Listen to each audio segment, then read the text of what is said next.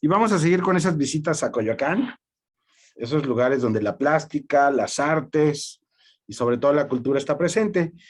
Y uno de los ejemplos, es más, la mejor expresión en cuanto a acuarela en México, lo vamos a visitar en el Museo Nacional de la Acuarela, también se le llama Alfredo Gauti Rojo, que se encuentra justamente en la calle de Salvador Novo, número 88. Entonces vamos a hacer una pequeña visita al museo, realmente es un recinto pequeño, es una casa, una finca que en su momento se utilizó para albergar este museo, estas exposiciones, y vamos a ir platicando también acerca de la historia de esta finca y qué estaba sucediendo ahí y cuál fue el proyecto de Alfredo Gauti en Coyoacán y cuál fue el origen de este museo y por qué justamente se encuentra en lo que hoy conocemos como la alcaldía de Coyoacán.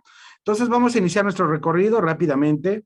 Si ingresamos por la calle de Francisco Sosa, la antigua calle real que comunicaba al pueblo de Coyoacán, desde San Ángel vamos a encontrar lo que es esta vía. Y una de las esquinas más significativas, de más historia, más crónica que hay en esta parte de Coyoacán, pues la tenemos en Salvador Novo. Simplemente allá frente a nosotros tenemos lo que hoy es en día la Fonoteca Nacional. Aquí estamos a unos 600, 700 metros de lo que es Avenida Universidad, donde se encuentra la iglesia de Panzacola, donde era el camino comercial del pueblo de San Ángel al pueblo de Coyoacán. Del lado izquierdo tendríamos la casa de Salvador Novo, cronista, dramaturgo, todo un personaje icónico de la crónica en Coyoacán, y del lado derecho, esa barda perimetral, la cual estamos viendo, fue sede de la primera familia rusa en Coyoacán. También muy cerca de aquí en esta calle, más adelantito, estaría la casa de Dolores del Río. Recordar que en los 30 Coyoacán era un vergel, un lugar donde la nueva clase, la aristocracia, esos que vivían en el centro histórico en sus grandes mansiones, empezaron a buscar casas de descanso alejadas de la gran urbe, es decir, lo que sería hoy en día el centro histórico de la Ciudad de México. Y es por ello que en este rinconcito de Coyoacán, en esta calle Salvador Novo, tenemos lo que es una finca. En su momento fue este tipo de propiedades porque Alfredo Gauti justamente estaba buscando un lugar donde pudiera albergar el Museo de la Acuarela. Alfredo Gauti fue maestro en Bellas Artes y curiosamente uno de sus alumnos, alguien que posteriormente le vendría a cambiar la vida, que se llama Fructuoso López, uno de sus grandes alumnos, resulta que era abogado. Y dentro de la comunicación que tenía Fructuoso y Alfredo, él le comentaba que quería un museo, que quería una finca, que quería una propiedad para poder establecer lo que era este recinto. Y curiosamente, Fructuoso, en esa época, en los 80s, era el delegado de Coyoacán. Entonces, ese alumno que tenía, el cual no le cobró cuando era maestro de Bellas Artes, no le cobró, no, simplemente estudió gratis este Fructuoso, y después pues, sería el alcalde o el delegado de Coyoacán, se lo encontraría posteriormente, y gracias a él hubo trámites, mucha burocracia para poder obtener y poder comprar lo que es este terreno. Entonces, gracias a uno de esos estudiantes fue que pudo obtener este terreno y poder construir, adaptar el museo, porque aquí ya era una finca, y cuando se empezó a construir esta finca, no había muchos lugares de recreo en la Ciudad de México, inclusive tenía alberca, y es aquí donde la gente se hospedaba, donde pasaban algunos momentos de recreo y aprovechaban y empezaban a ver lo que era la obra pictórica de Gauti. Entonces así es como nace esta finca y cómo le da ese cambio a lo que conocemos hoy con el Museo Nacional de la Acuarela. Cuando ingresamos por este patio, enseguida nos va a recibir una tienda de bastante buen nivel, ¿no? Muchos libros de arte, de otras editoras se encuentran aquí disponibles. Y lo primero que vamos a ver cuando ingresemos, que es lo que nos daría la bienvenida, es lo que es la sala prehispánica. Pero ¿por qué la sala prehispánica tiene una importancia? Todo muralista, todo artista, dentro de su estudio, de su conformación plástica, requiere conocer la historia. Y bien sabemos que en México los primeros antecedentes de la pintura se dan justamente con los primeros hallazgos en Yucatán, en lo que son en las cuevas del Oltún. Esta forma de pintar, esta monocromía, estos colores rojos, castaños, que estaban impresos en las cuevas, a muchos artistas y en particular a Alfredo Gauti le llamó poderosamente la atención. Él, antes de empezar con su plástica ya muy aleccionada del siglo XIX, tuvo sus antecedentes en lo que corresponde a las culturas mesoamericanas. Él sabía que la pintura al agua se conformaba por medio de una excelencia que le llamaba, que es donde se presentaba la magia del mesoamericano, de los acontecimientos históricos y políticos, algo con lo que él promulgaban esas ideas, porque Alfredo Gauti es de principios del siglo pasado, nació en 1918 en Cuernavaca, entonces es contemporáneo nada más de Diego Rivera, del maestro Felgueres, de todos esos grandes muralistas, fue contemporáneo nada más que él, se dedicó justamente a la acuarela. Algo que le llamaba la atención a Alfredo Gauti es cómo pintaba el mesoamericano en sus códices, es decir, estos lienzos que estaríamos visualizando son lo que él admiraba. Y cuando entramos a este museo, esta primera sala, lo primero que nos regala también son elementos mesoamericanos. Aquí estamos viendo del lado izquierdo una pared que el cual nos está dando la bienvenida. Podemos ver a Tonatiuh, podemos ver el atl, y dentro de ese atl, ese elemento del agua, cómo sale un rostro maya. Estos antecedentes, esta pintura que está referenciada por el maestro Portilla, forma parte de uno de los grandes pinturas, pero en pared. Las demás obras las vamos a ver justamente en sus lienzos que están exhibidos en este museo. También le llamó la atención, sobre todo, y no nada más en la actualidad, históricamente Teotihuacán, la importancia de Teotihuacán, sobre todo las pinturas de Atetelco. Y esta es otra de las pinturas más significativas. Esto que estamos viendo es un óleo, o sea, no es una pintura, no es un facsimil, es un óleo que hizo el maestro Gauti, que simplemente lo que nos está tratando de enseñar son personajes. Del lado izquierdo tenemos a Cuauhtémoc, tenemos a Quetzalcóatl, tenemos todos estos elementos mesoamericanos. Y esta sala, pudiéramos decir que lo que nos recibe es un portal con la iconografía prehispánica que elaboró el maestro Gauti. Pretende resaltar la historia del museo con base en algunos glifos propios de la época. De izquierda a derecha podemos ver el símbolo Cali, también podemos visualizar lo que es a Cuauhtémoc, hay algunas fechas importantes del 67, que es cuando se funda el Museo Nacional de la Acuarela, y en uno de los extremos aparecería la fecha de 1987, que es cuando se traslada a la delegación de Coyoacán lo que es todo el acervo del museo. Otro elemento que le llamaba poderosamente la atención al maestro Gauti son los llamados tlacuilos. El tlacuilo no es otra cosa más que el mexica que se dedicaba a labrar la piedra o la madera, y también se les conocía como el que escribía pintando. Esto que estamos viendo, esto corresponde a Tetelco en Teotihuacán, y estos tlacuilos eran hombres y mujeres hábiles en el dibujo, a quienes desde niños se les adiestraba en el conocimiento profundo de lo que es la cultura y la lengua. Esta primera sala, esta primera ejercicio prehispánico, es lo que ahí estamos viendo a los tlacuilos, pintores e hijos de pintores. Estos son los tradicionales plásticos de los mexicas en este dado. Y aquí tenemos un facsimil de un códice que hoy en día se encuentra en Inglaterra, en Oxford. Entonces, no es otra cosa más que el resurgimiento y un tributo, lo que son a las culturas mesoamericanas, porque la influencia de su arte, de esta acuarela, se da justamente en estas culturas. Es una forma de representar, como él nos dice, la mitología, ¿no? Ya que llevaban registros de diversidad biológico para poder establecer y poder trabajar en mercados y templos según el tipo de actividad por la que se necesitara. Y esto es lo que estaríamos viendo justamente en esta sala prehispánica, que no es otra cosa nada más para adentrarnos al mundo de la plástica. Aquí tenemos en estos tres grandes vitrales, lo que son estos facsimiles, estas copias de los códices. La segunda sala, entrando del lado derecho, tenemos la sala del siglo XIX. ¿Por qué es importante el siglo XIX? Aquí un elemento más moderno, podemos decir que las bases de la publicidad se dan justamente con la acuarela. Es aquí donde esta publicidad estaba asociada a la litografía de la tercera década del siglo XIX en México. Esta sala del siglo XIX que estamos viendo ahorita realmente impresiona. Por ejemplo, esta obra que estamos viendo es La Conquista, pero nos alejamos tantito y pareciera un cuadro de otra técnica u otro tipo de expresión.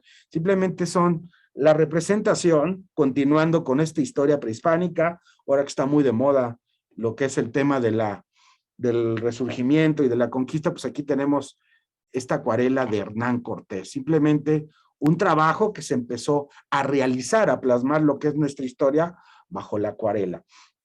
Entonces realmente llama la atención aquí un par de cuadros que los tenemos justamente, lo que es la escena de la conquista.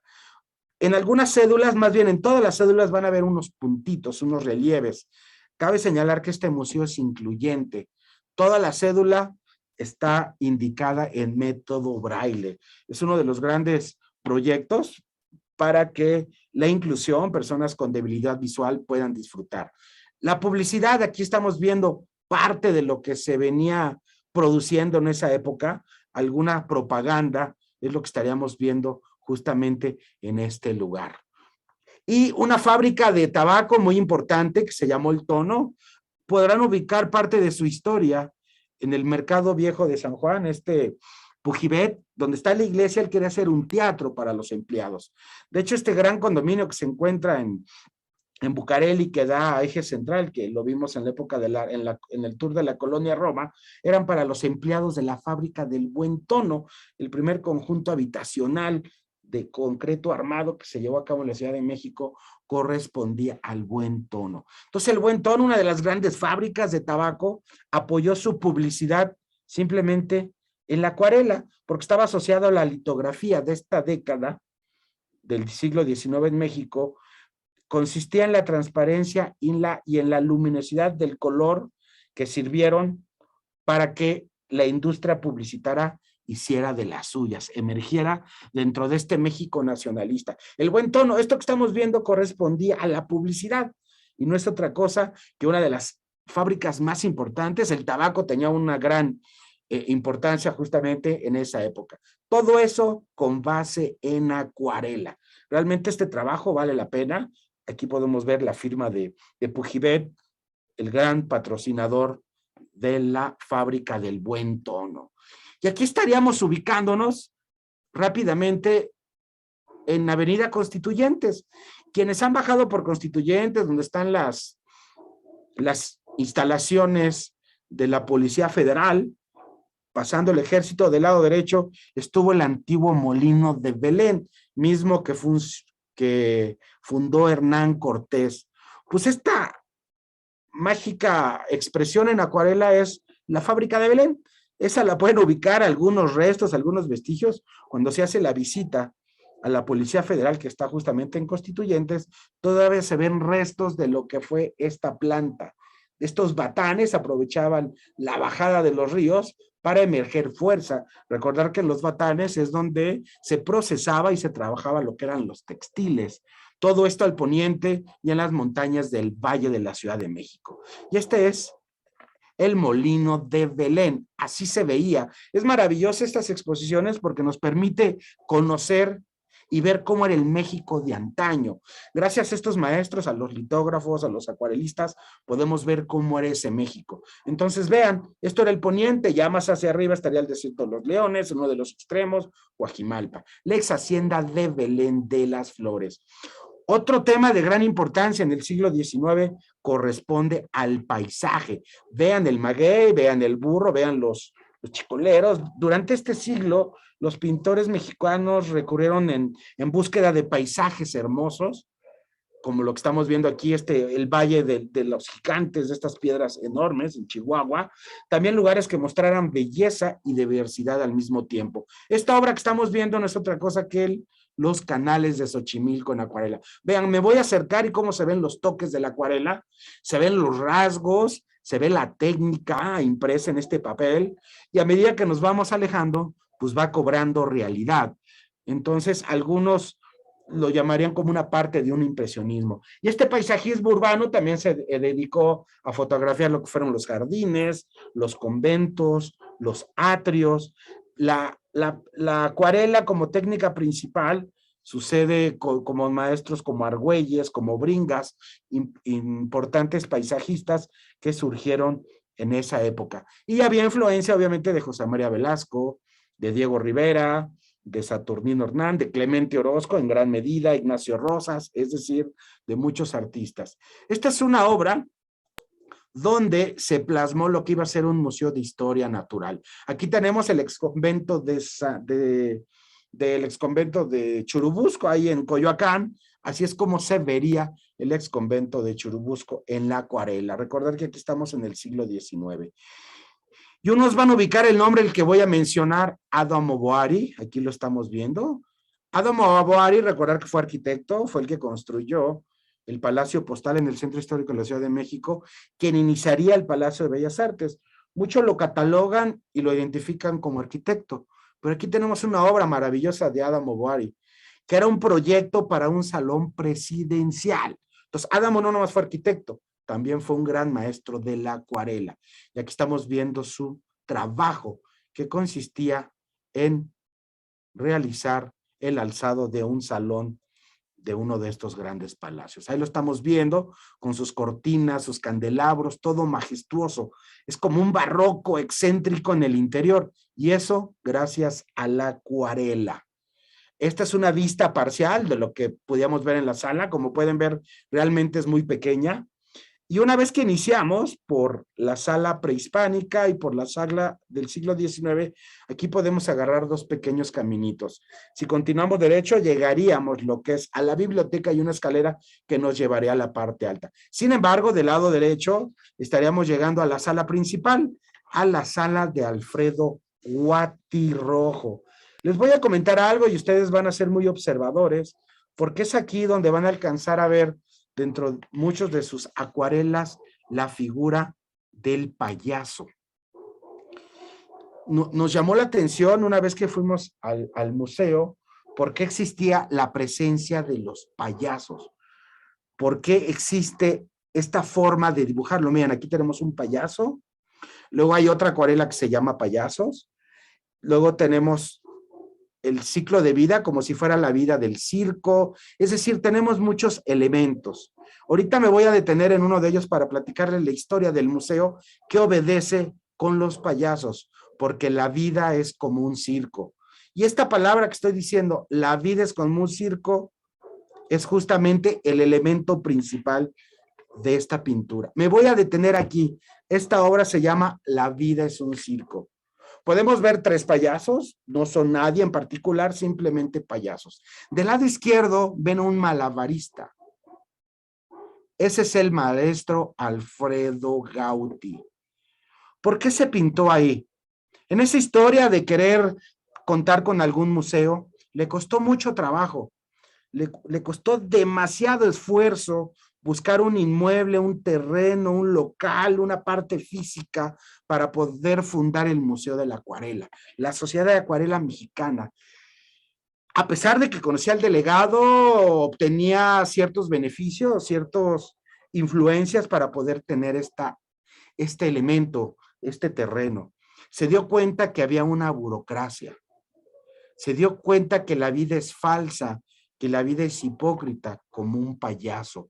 Entonces, todo su esfuerzo para llevar a cabo arquitectónicamente y la fundación de su museo es como un circo. La vida es como un circo. A veces parece alegría. Él, cuando iba a hacer trámites, lo atendían alegremente, con una sonrisa hipócrita, algo muy, muy ficticio. Entonces él se empezó a dar cuenta que todo el entorno que estaba viviendo para fundar su museo era como un circo, porque estaba lleno de hipocresía, rostros que escondían, como él dijo en ese momento, el verdadero rostro y las verdaderas intenciones de la persona. Es por ello que parte del discurso museográfico vamos a ver en casi todas las salas la presencia del payaso. Gracias a ese elemento que le costó trabajo, es por eso que él plasma el payaso, porque él fungió, él tuvo que debatir con esa sociedad que la vida era como un circo. Y ahí lo vemos del lado izquierdo, en ese monociclo, haciendo malabares, es el maestro Alfredo Guati Rojo. Interesante la concepción de este museo por la presencia y las experiencias que él vivió en esa época. Aquí lo vamos viendo más de cerca. Ahorita vamos a ver una foto. Aquí estamos en video, es por eso del reflejo. Aquí tenemos justamente el Circo de la Vida. Este es el nombre real de la obra. Pero también dice que la vida es como un circo, de acuerdo a esa metáfora y a ese pensamiento del maestro Gauti. Aquí estamos en la mitad de esta sala, la sala Alfredo Gauti.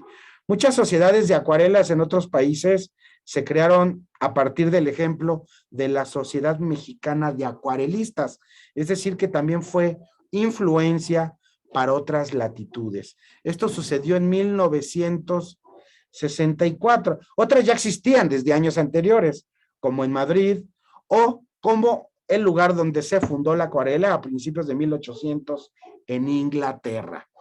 También aquí vamos a ver la presencia de su esposa, Pietrasanta, un matrimonio de esos ejemplares porque estuvieron casados más de 64 años. Esta otra imagen es muy bonita, tiene que ver mucho con San Ángel.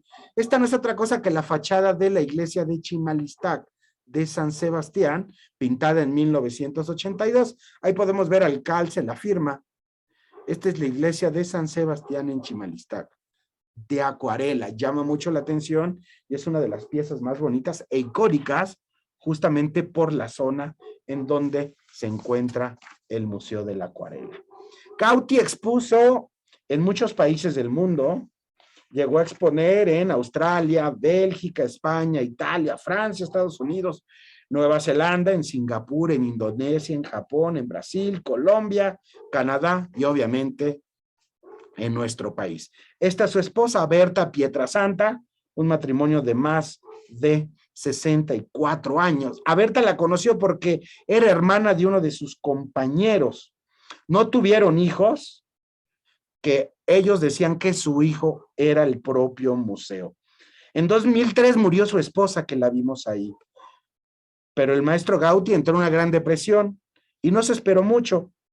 En junio de ese mismo año, del 2003, fallece el maestro Gauti. Mayo, Berta, y en junio, el maestro Gauti, después de 64 años juntos. La siguiente sala que nos estaría comunicando es la sala contemporánea. Ven ahí otra vez la figura de los payasos. Ahí tenemos el guitarrista, una obra de muy bonita colección, de muy buena manufactura, y se dice que el arte es el concepto que engloba todas las creaciones realizadas por el ser humano. Contemporáneo, como lo que estamos viendo aquí, el término contemporáneo se refiere a lo realizado en la actualidad, es decir, a esta corriente se le denomina arte actual, y con esto nos referimos justamente a lo realizado en el siglo XX. Ahí venimos dejando la del XIX. Aquí tenemos una pintura, un perfil maya. Gauti es de los artistas que quieren enaltecer y recobrar las esencias del México mesoamericano. Es por ello que lo estamos viendo. Aquí tenemos este indígena, ¿no? Podemos ver su pecho, su huipil. Es una de las obras también más interesantes. Vean lo que es todo el fondo, ese retoque que estamos viendo allá en la parte trasera. Tenemos elementos mesoamericanos, vean cómo está eclipsado lo que es el día y la noche. Y aquí tenemos al maestro Gauti en uno de sus autorretratos. Ahí podemos ver la calavera, ¿no? Colgado como una marioneta tocando lo que es la música. Ahí podemos ver la flora imaginaria del infinito. Aquí tenemos Gauti como profeta. Es otra de las pinturas que tenemos justamente en la sala contemporánea. Las características de los trabajos que estamos viendo aquí se distinguen por romper con los estereotipos de las técnicas pasadas, simplemente para expresar una visión sensible acerca del mundo. Es el nuevo enfoque que le están dando, ya sea real o imaginario, pero también experimentan lo que son nuevas formas y colores. Aquí estamos viendo a Donají, ¿no? A Donají, lo que es esta obra que estamos recapitulando. Ahorita la vimos en ese paseo con la cámara, pero aquí ya tenemos lo que es la obra como tal. Es decir, que lo que estamos viendo se construyen a base con lo que ya se conoce, algo que ya se conocía, pero simplemente lo están retomando. Aquí tenemos la flor de Tlacuile, que es un boceto que se usó para un mural que vimos a la entrada en 1980. Entonces, estas son algunas obras que se encuentran justamente en la sala contemporánea. También vamos a ver el payaso, pero aquí lo está dibujando, no es el payaso, más bien es Nerón, Nerón el payaso. Entonces aquí tenemos estas dos imágenes que van jugando. Nerón el payaso, vean la influencia que tiene justamente el maestro Gauti. Al fondo también vamos a ver lo que es Pareja en Movimiento, una acuarela. Recordad que estamos aquí en la sala contemporánea. Esta pareja en movimiento que justamente forma parte de un muro donde se encuentra el menino, que es lo que vamos a ver más adelante. Aquí tenemos el hombre contemporáneo y ahí al fondo tenemos a la Tonaji. Entonces vean cómo conviven todos estos elementos. Posteriormente vamos a ver lo que son Leda y el cisne, es otra de las pinturas que nos llama poderosamente la atención. El maestro Gaudí también utilizó la técnica del pastel, no nada más la acuarela. Aquí tenemos el guitarrista en esta sala contemporánea. Posteriormente ya vamos a ver en unos segundos más lo que corresponde a Más Payasos. Esto ya es un conjunto que simplemente se llama Los Payasos. Recordad que todo es acuarela, ¿eh? No tenemos otro tipo de expresión. Aquí también hay salas permanentes y temporales donde hay otras pinturas. Esto es del 57, un menino del maestro Alfredo Guatirrojo. Posteriormente vamos a ingresar lo que fue una biblioteca muy sencilla, pero realmente bastante atractiva, porque da acceso a lo que son los jardines traseros de la casa, y ahí estamos viendo un cuadro del maestro Gauti. Nuevamente esta biblioteca está cerrada, pero ese día tuve suerte, inclusive ahorita no sé si se dieron cuenta que prendí la luz. Aquí tenemos al maestro Gauti, lo que es la biblioteca. Aquí es donde tendríamos un punto de distribución entre las salas que están en el primer nivel y las salas que están en la parte alta. Es un espacio para todos, ¿no? Es un lugar donde hay experiencias, donde hay cédulas móviles, donde brindan información para débiles visuales. Aquí también hay un proyecto donde uno va acompañando a los débiles visuales. Esas esculturas también fueron del maestro Gauti. En la parte alta, aquí cabe señalar que la experiencia del museo tiene que ver con el apoyo que uno le puede dar. Cuando se hace la visita a un débil visual, uno le va describiendo lo que es la pintura a la persona con discapacidad. Es decir, que ellos la van a ver y la van a sentir gracias a nuestras palabras. La Sala Internacional, desde el 94 ha sido organizador y sede de varios eventos. Aquí vamos a ver algunos ejemplos de esta arte, esta pintura que estamos viendo, de estos juegos. Aquí podemos ver el valero, el trompo. Esta es una pintura que corresponde al país de Japón. Muchas de estas sociedades de acuarelas se crearon a partir de esta. Han hecho muchas gestiones para que el museo desde sus inicios se difundan los proyectos a nivel internacional. Aquí estamos viendo lo que es la Sagrada Familia de Gaudí en Barcelona.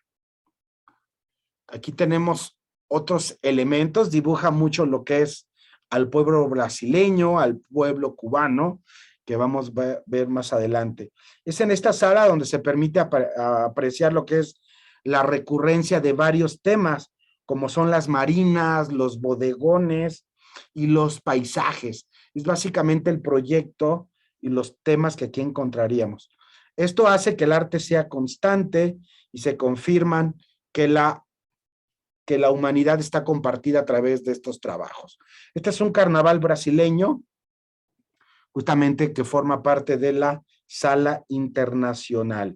Aquí hay muchos trabajos de Italia, de España, de Nueva Zelanda, de Venezuela, de Brasil, de Estados Unidos, y mucho del guión de estas obras obedecen al trabajo de este museo. Ahí tenemos a Venecia, también hay una pintura del Cusco, del Perú. Entonces tenemos varios trabajos bajo encargo. Esta es una vista panorámica de la sala internacional.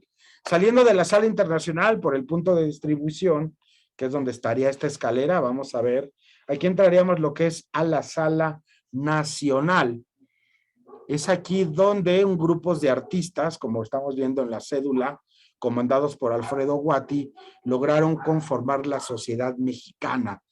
Esta primera generación se encargó de difundir esta técnica, ¿no? Para plasmar no otra cosa más que estilos e ideas.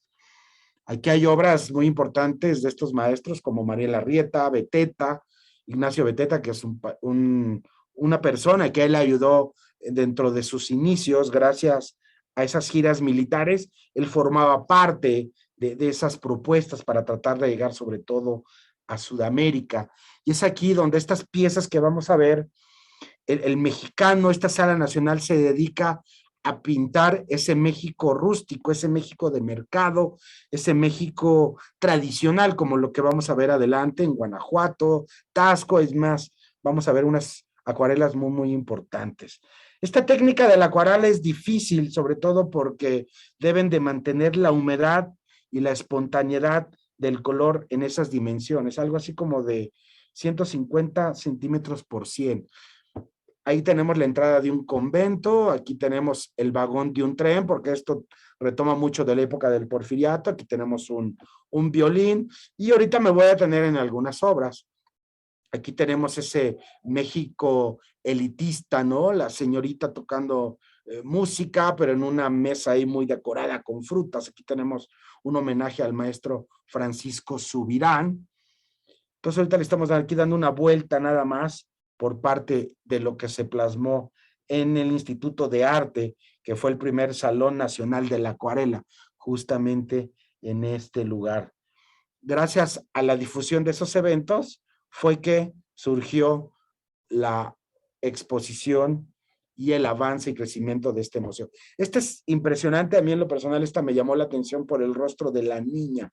Esta obra se llama Carrusel.